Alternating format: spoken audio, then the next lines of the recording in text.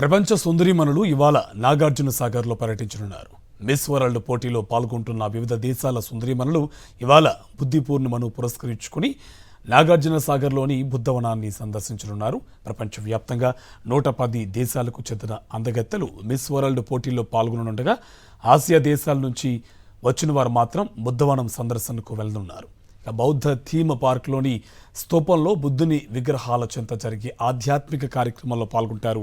ప్రత్యేకించి ఆయా దేశాల ఆచారాలు సంప్రదాయాల ప్రకారం ప్రార్థనలు నిర్వహించనున్నారు. ఇవాళ మధ్యాహ్నం హైదరాబాద్ నుంచి భారీ బందోబస్తు మధ్య వీరిని నాగార్జున సాగర్కు తీసుకువెళ్లనున్నారు. మధ్యలో నల్గొండ జిల్లా చింతపల్లి సమీపంలోని అతిథి గృహం వద్ద కొంతసేపు ఆగుతారు.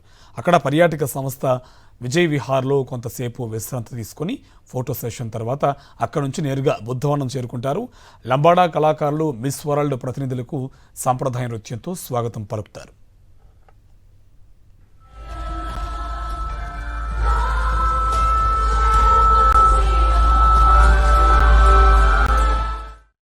మిస్ వరల్డ్ పోటీదారులు ఇక్కడ ధ్యానం చేస్తున్న తర్వాత 25 మంది బౌద్ధ సన్యాసులు బైలికుప్ప మహాబోధి పూజలు నిర్వహిస్తారు.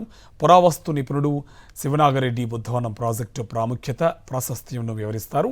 అందాల భామల రాక నేపథ్యంలో పర్యాటక శాఖ అధికారులు బుద్ధవనాన్ని సుందరంగా ముస్తాబు చేశారు.